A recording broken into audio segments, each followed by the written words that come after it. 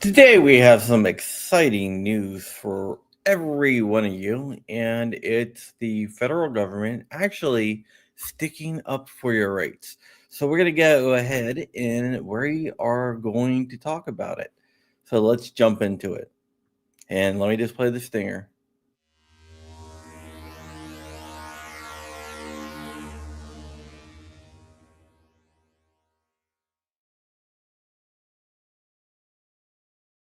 What is up, guys? I'm just going to give it a second here or two to have people jump in. And I see Fat Gray Man out there. And let's go ahead and we can go. If you catch us from the replay, you catch us from the replay. All right. So late last night, there is a case out there, and that case is called, and I'm going to put it up on the screen right here. It's called Barnett versus Raul.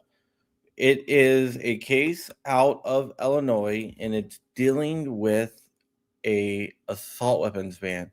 If you don't know, Illinois has what they call an assault weapons ban, what I like to call a semi-automatic ban, which bans things like AR-15s, AK-47s, AKMs, stuff like that.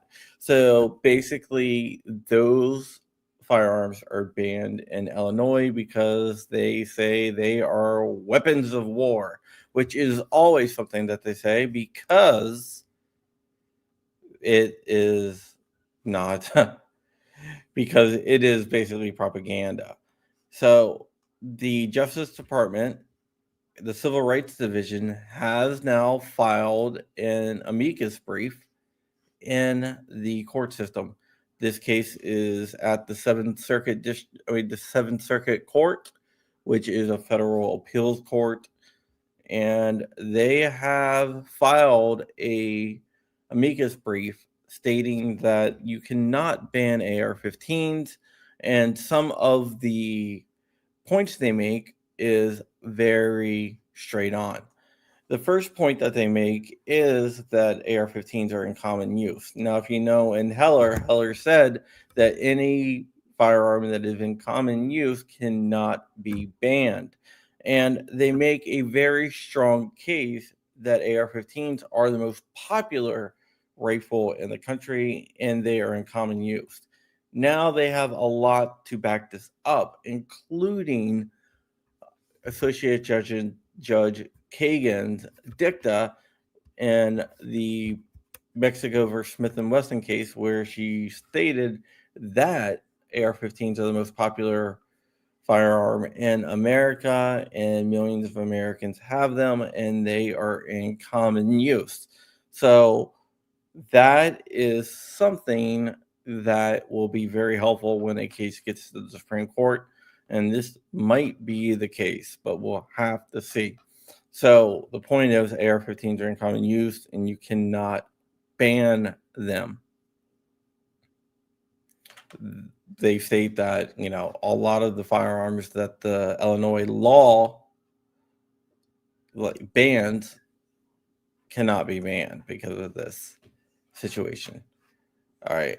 So then they go into the militaristic aspect of it, because the Illinois law bans these firearms because they say they are too militaristic. Even if that's true and they are militaristic, it doesn't matter, because you have to point to text, tradition, and history that a firearm can be banned. And you do this through several different ways. First, the plaintiffs prove that their conduct is covered by the Second Amendment, the plain text of the Second Amendment. And if it is covered under the plain text of the Second Amendment, it is presumptively constitutional, and it's up to the state to prove that's not. The way they prove that their conduct is in line with the plain text of the Second Amendment is the firearm a weapon? Yes, it is. It is a gun. It is an arm. So that is protected there. Then are they part of the people? The people as the courts have stated, is anyone over the age of 18 that is part of the political class. And the plaintiffs in this case are are part of the political class, therefore part of the people. So the conduct is sorry, I'm still tired. Presumptively constitutional. Now it falls to the states. The burden shifts to the states, where they have to prove by using historical analogs that a law is consistent with the tradition and history of firearms regulations in the United States. In another case, Rahimi, the Supreme Court said that a analog does not have to be a historical twin, but it has to be remotely similar. It has to be similar. And in this case, there is no laws from the founding era, which is 1791, even though that the left tried to argue that it's 1868, the ratification date of the 14th Amendment, but the Supreme Court basically have said that it's 1791. They had to provide laws from that time period to show that a a law is consistent with the text and tradition of the Second Amendment. And they really can't do that because there is no case that not case there is no law from the founding era that shows that. And this also deals with magazines, by the way. And by the same token that AR-15s are in common use,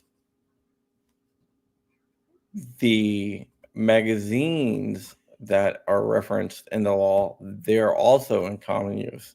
You got to think there's like 25 to 30 million AR-15s. Most of those use 30 round magazines, which the left always likes to call high capacity magazines. But as you and I know, they're standard capacity magazines. Most AR-15s come with around 2 mags. So if there's 25 to 30 million AR-15s, you're probably and I have like hundreds of mags.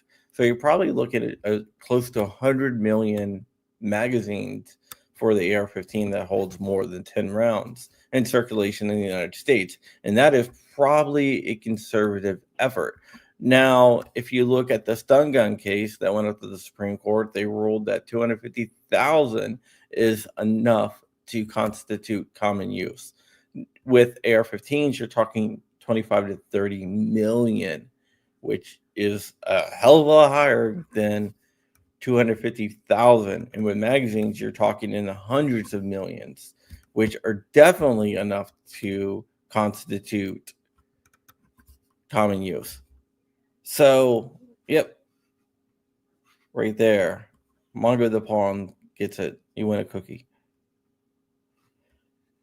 So we'll see what happens here, but this is a positive step by the DOJ Civil Rights Division, stating that you cannot ban AR-15s because they are in common use, and there is no historical analogs to say you can ban AR-15s. One of the things that I do really like about this amicus brief is they attack the idea of militaristic firearms can be banned, because they can't. In fact, shortly after the passage of the NFA, there was a case dealing with short-barreled shotguns, and they ruled that they could be banned because they don't have a militaristic use, which I disagree with, but the Supreme Court basically in that case said that the Second Amendment is made to protect military firearms for civilian use. All right, guys, that is it. My sidekick, I'm not really sure, but just wanted to make a quick video. I'm gonna get out, do some stuff around the beach before I head home tomorrow.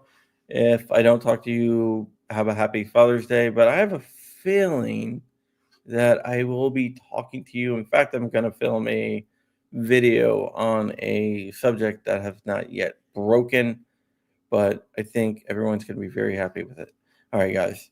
I'll see you guys later, and Have a great day.